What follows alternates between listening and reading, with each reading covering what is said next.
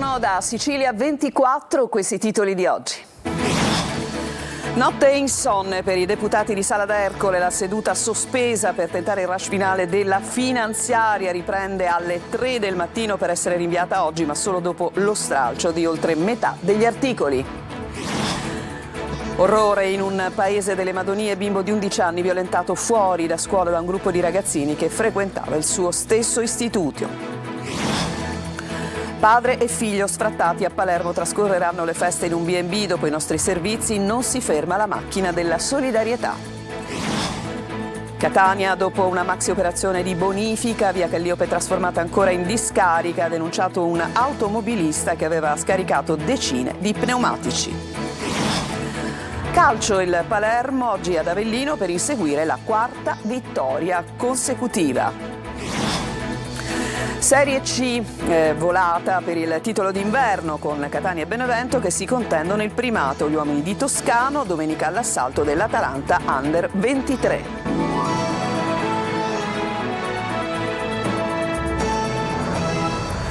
Ben trovati, è stata una notte insonne per i deputati di Sala d'Ercole. La seduta è stata sospesa e riconvocata ieri per le 20, ma in realtà è ripresa solo alle 3 del mattino per essere rinviata oggi, ma solo dopo lo stralcio di oltre metà degli articoli della finanziaria. Manlio Viola. Doveva essere il rush finale, invece si trasforma nella notte dello spezzatino. Ben 7 ore di trattative notturne nei corridoi del piano nobile di Palazzo dei Normanni hanno portato consiglio, ma fino a un certo punto. Infatti non hanno consentito di raggiungere il risultato finale. La finanziaria regionale ancora non c'è, ma dovrebbe vedere la luce entro oggi. Nella notte nasce invece proprio lo spezzatino. Nelle stanze della presidenza dell'Ars, Galvagno raggiunge l'accordo politico con governo e partiti. Salta più di metà della manovra, sono ben 77 gli articoli stralciati, più dei 40 di cui si era parlato nel pomeriggio di ieri, ma non vengono cassati del tutto, confluiscono in 2 diversi DDL stralcio. Uno sarà una vera e propria finanziaria bis che tornerà in commissione per essere discussa poi in aula fra fine gennaio e inizio febbraio. Un altro DDL ospiterà le norme ordinamentali, ovvero le disposizioni che dettano regole senza disporre spesa. Fra articoli stralciati e articoli del tutto soppressi, la finanziaria alla fine si comporrà di una 60ina di norme. Al rush finale se ne presentano 15 oltre quelle già approvate. 7 erano passate nel pomeriggio di ieri, per lo più norme tecniche. Rilevante però la stabilizzazione dei precari dell'ESA, sulla cui norma si torna a formare una strana maggioranza trasversale con dentro le opposizioni. Alla fine, alle 3 del mattino, dopo lo stralcio, restano 9 articoli, ma sono norme pesanti e l'accordo d'aula non si trova. Piuttosto che rischiare voto segreto e incidenti di percorso, Galvagno rinuncia all'idea di chiudere in nottata e rinvia il rush finale alla tarda mattina di oggi. La finanziaria delle riscritture dello spezzatino vedrà comunque la luce prima di Natale. Un'ultima ora da Messina, svolta nelle indagini sul tentato pizzo alla ditta che lavora in un cantiere di fondo fucile. I carabinieri hanno eseguito un'ordinanza di custodia cautelare in carcere nei confronti di un 39enne e di un 33enne che sono già detenuti, ma anche nei confronti di un 24enne per tentata estorsione e accesso indebito a dispositivi idonei alla comunicazione da parte di soggetti detenuti, aggravati dal metodo mafioso e dall'impiego di un minore. Nell'ambito di una vasta operazione nazionale di contrasto allo spaccio di sostanze stupefacenti, la squadra mobile di Agrigento, con il supporto delle unità cinofile della Questura di Palermo, ha eseguito 7 perquisizioni domiciliari. Una persona è stata denunciata in stato di libertà per detenzione di cocaina, oltre a materiale per il confezionamento. Nel corso dei controlli è stato sottoposto a verifica un cannabis shop di Agrigento, all'interno del quale sono stati sequestrati 349 grammi di infiorescenze di cannabis sativa. Il titolare è stato denunciato per produzione e detenzione di sostanze stupefacenti alla luce delle recenti novità normative che vietano la commercializzazione delle infiorescenze di canapa. Una storia davvero terribile, un ragazzino di 11 anni è stato violentato dai compagni di scuola all'uscita appunto dall'istituto. I genitori hanno presentato una denuncia, ci sono indagini in corso per identificare i membri del branco, alcuni di poco più grandi. Lorena Dolci. Perché io? Perché mi hanno fatto questo? In queste domande c'è tutto lo sgomento, il dolore, la crudeltà, incomprensibile a chiunque, ma in particolare a un bambino di 11 anni, violentato all'uscita da scuola da un gruppo di compagni. Siamo in un paese delle Madonie, in provincia di Palermo. Luca, nome di fantasia, frequenta la prima media. Non si sa se sia stato altre volte preso di mira dai compagni, ma quel branco di bulli, alcuni poco più grandi di lui, questa volta vanno oltre. Il ragazzino torna a casa in lacrime e racconta ai genitori quei terribili minuti in cui è rimasto in balia dei bruti, mostra evidenti segni delle violenze subite.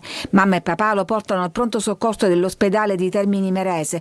Le visite confermano la presenza di lesioni compatibili con questa tipologia di abusi.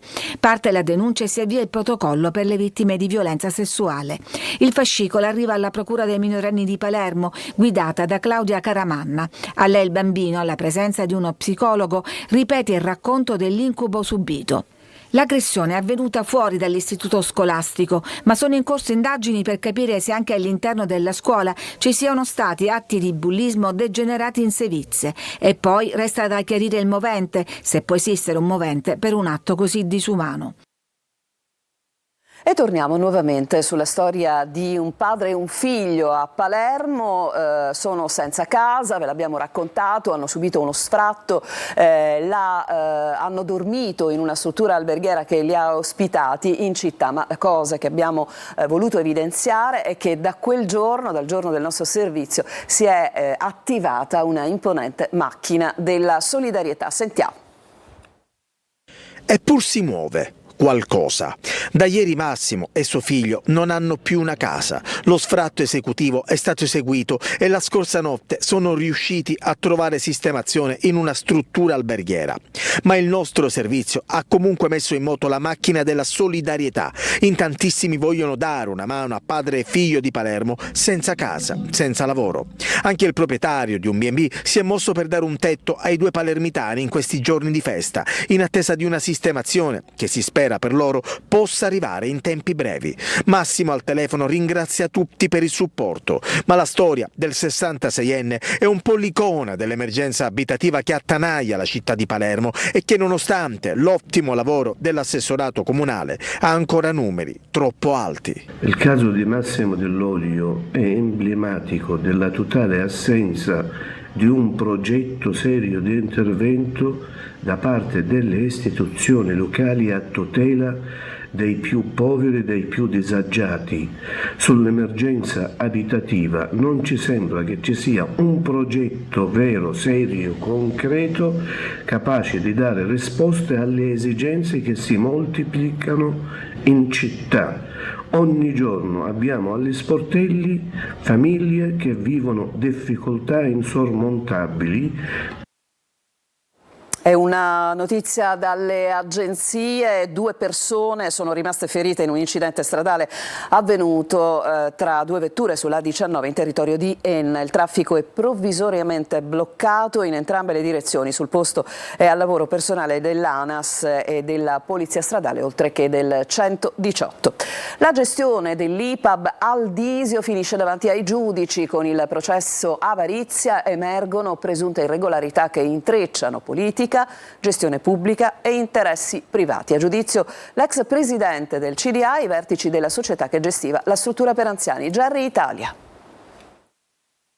Il caso che ha scosso la gestione dell'IPAB Aldisio approda in aula. Con il processo Avarizia la magistratura farà luce sulle presunte irregolarità nella conduzione della casa di ospitalità per anziani, da anni al centro di polemiche e denunce. A processo, come deciso dal GUP Serena Berenato, l'ex presidente del consiglio di amministrazione Don Giovanni Tandurella e i vertici della società La Fenice, che per un periodo ha gestito la struttura. Rinviati a giudizio anche Renato Mauro, alla guida della società, e gli ex consiglieri comunali Sandra Bennici e Salvatore Scerra. Diversa la posizione degli imputati, che hanno scelto il rito abbreviato. Il notaio Andrea Bartoli e altri 10 imputati sono stati assolti. Tandurella, difeso dall'avvocato Giovanna Zappulla, ha ottenuto l'assoluzione per alcuni capi di imputazione, ma resta imputato per tutte le altre contestazioni. Secondo l'accusa, coordinata dal PM Luigi Lovalvo, Don Tandurella avrebbe avuto un ruolo centrale nella gestione dell'ente, favorendo, secondo l'ipotesi investigativa, accordi irregolari con la società La Fenice, intesa poi annullata dal commissario regionale Giuseppe Lucisano. La vicenda si inserisce in un contesto particolarmente delicato per la diocesi di Piazza Armerina. Il sacerdote, già parroco della cattedrale, è il terzo prete a giudizio in una diocesi che già vede il proprio vescovo Rosario Gisana alla sbarra per falsa testimonianza di fronte al tribunale di Enna, nell'ambito del processo che ha visto la condanna dell'ormai ex sacerdote Giuseppe Rugolo. L'IPA Baldisio era già stata commissariata dalla Regione nel 2019. Oggi ex ospiti e familiari costituiti parte civile chiedono giustizia.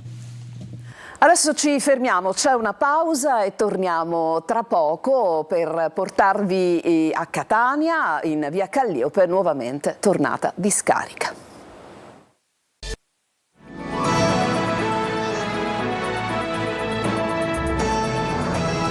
Siamo tornati in studio. Catania, dopo una maxi operazione di bonifica, via Calliope è nuovamente stata trasformata in una discarica. Tonino De Mana. È successo quel che si temeva. La differenza è che l'incivile di turno questa volta è stato colto in flagranza mentre scaricava pneumatici in disuso in via Calliope. Sì, via Calliope, la martoriata strada appena bonificata dopo un massiccio intervento durato più di una settimana. Tonnellate e tonnellate di rifiuti rimossi dalla Gema, ma altri ancora continuavano ad essere scaricati a ridosso del torrente Acquicella. L'intervento della sezione ambientale della Polizia Municipale di Catania è però costato caro ad un cittadino che alla guida di una Fiat Punto aveva appena abbandonato decine e decine di pneumatici. L'autore del gesto recidivo è stato individuato e denunciato all'autorità giudiziaria. Contestualmente è scattato anche il sequestro del mezzo utilizzato per il trasporto illecito dei rifiuti. In una dichiarazione congiunta il sindaco Trantino e l'assessore all'ecologia Pesce hanno sottolineato l'importanza dell'intervento perché la città, si legge nella nota, non può essere ostaggio di pochi irresponsabili. Intanto, questa volta a cura di Ecocar, prosegue la bonifica di Fondo Romeo, prosecuzione di via Calliope e da anni utilizzata, neanche a dirlo, come discarica. Con un collegamento con il Teatro Palladium di Roma, con il Festival di Canti e Musiche Popolari del ciclo natalizio, si è svolto il terzo concerto di Natale del coro dell'Ateneo dell'Università di Catania. Orazio Longo.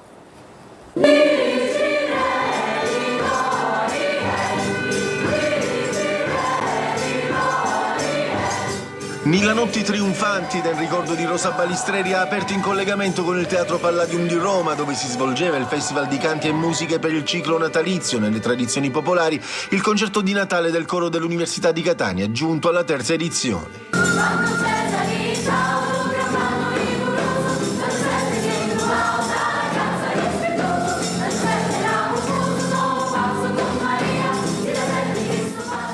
Durante la serata, che si è svolta presso il Centro Universitario Teatrale di Piazza Università, non sono mancati brani di diversi stili e periodi, dalla lauda religiosa medievale alla polifonia rinascimentale, a classici sempreverdi come Tu scendi dalle stelle, fino al gospel Oh Happy Day e a Somewhere in My Memory tratto dal film Mamma ho perso l'aereo.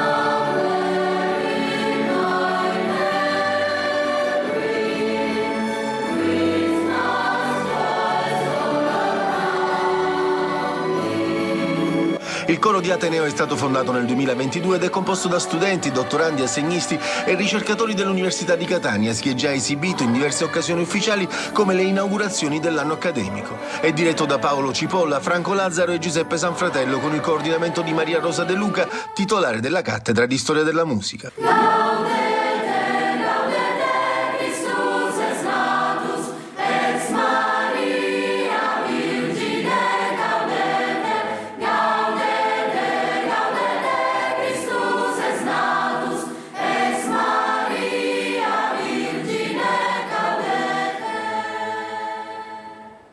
C'è un'altra pausa, ci fermiamo ancora e poi il calcio. Inizieremo con il Palermo, in campo oggi pomeriggio al Partenio contro l'Avellino.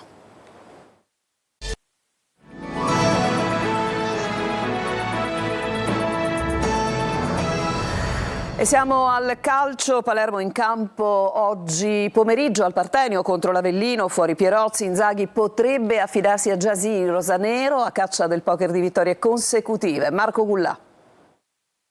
Il Palermo guarda la sfida di oggi delle 17:15 contro l'Avellino con il vento in poppa delle 3 vittorie consecutive, ma anche con una novità tutt'altro che marginale: l'assenza di Pierozzi, uscito malconcio dallo scorso match contro la Sampdoria. Il problema muscolare che ha messo fuori causa l'esterno costringe infatti Inzaghi a intervenire su uno dei tasselli fissi della sua squadra, aprendo un ballottaggio delicato sulla fascia destra: Gyasi o Diakité. Intanto il tecnico spera in una prova gagliarda dei suoi uomini. Dobbiamo continuare su queste prestazioni, al di là del risultato. Ho già detto, non guardo più la classifica, io cerco di guardare la squadra nel suo insieme, nella sua crescita, e domani è un'ulteriore prova importante. Sappiamo che se non siamo il Palermo delle ultime 3 partite facciamo fatica contro chiunque, per cui dipende da noi, però siamo pronti, ci siamo allenati bene, abbiamo grande fiducia e dobbiamo proseguire nella nostra crescita. Il tecnico piacentino ha poi parlato dei margini di miglioramento della sua squadra. Nel calcio non esiste un vero e proprio piano gara e non si può pensare di dominare una partita per 90 minuti. Per Inzaghi è iniziato un altro campionato. Oggi al Partenio spazio ancora al trio orchestrato da Poyampalo, Leduaron e Palumbo. Il Catania, siamo alla Serie C, costretto a vincere per agganciare il Benevento in vetta, formazione quasi obbligata per Toscano in vista della partita di domani al Massimino contro l'Atalanta Under 23. Francesco Triolo. Le motivazioni non mancano, c'è quella di voler chiudere il girone d'andata al primo posto rispondendo alla goleata di ieri sera del Benevento a Cerignola. C'è poi uno stadio stracolmo da salutare e a cui fare un bel regalo di Natale. Ci sono insomma tutte le premesse per una grande domenica per il Catania, che però deve trasferire sul campo tutte le aspettative dei tifosi contro l'Atalanta Under 23. Non sarà facile, soprattutto perché i rossazzurri arrivano non certo nelle migliori condizioni al match di domani pomeriggio, con calcio inizia alle 14:30 e 3 ore di diretta live su Telecolor già dalle 14. Toscano ha gli uomini contati, soprattutto dietro, dove sono solo 3 i difensori a disposizione, formazione quindi quasi obbligata, almeno in difesa, per il tecnico che deve fare a meno dello squalificato Di Gennaro e ha Ierardi e Martic fuori uso. Toscano ha quindi Pieraccini, Allegretto e Celli da schierare nel reparto arretrato. A centrocampo Quaini sarà titolare accanto a Di Tacchio. L'altra novità riguarda il ritorno a sinistra di Donnarumma, con Lunetta riportato sulla 3/4 accanto a Jimenez, ex della gara, a discapito di D'Ausilio, titolare a Potenza. In attacco fiducia al neopapà Forte, che ha già la dedica pronta per il piccolo Leonardo. E si gioca domani sera il derby siciliano tra Siracusa e Trapani, che chiude il girone d'andata in Serie C. Sergio Colosi. Tra pareggite e possibili penalizzazioni, Siracusa e Trapani si sfidano nel derby del De Simone, che vale tanto per la classifica delle due squadre. Legate da un cammino simile nelle ultime settimane, con 2 pareggi del Siracusa e 3 del Trapani, ad entrambe serve la vittoria nell'ottica dei rispettivi obiettivi e anche in considerazione di una futura penalizzazione che toglierebbe 4 punti agli azzurri, nonostante le rassicurazioni del presidente Ricci, e 8 ai Granata, motivo per cui il derby assume maggiore importanza. Sulle formazioni lo squalificato Turati, che seguirà l'incontro dalla tribuna insieme al vice Spinelli, sembra avere più certezze di Aronica, costretto a fare i conti con alcuni probabili partenti. In difesa Sciapola favorito su Bonacchi, che ha scontato la squalifica. A centrocampo rientra il capitano Candiano, che farà coppia con Limonelli. In avanti Valente e Parigini esterni, Ba centrale a supporto dell'unica punta Molina. Trapani con Motoc e Marcolini, attese novità su Di Noi e Fischnaller, da 2 turni convocati ma puntualmente non presenti in distinta e forse in lista di partenza a gennaio. Era il nostro ultimo servizio per questa edizione di Sicilia 24, vi lascio tra poco con Luca Ciliberti per la rassegna stampa e vi ricordo la prossima edizione del nostro telegiornale alle ore 14. A tutti una buona giornata.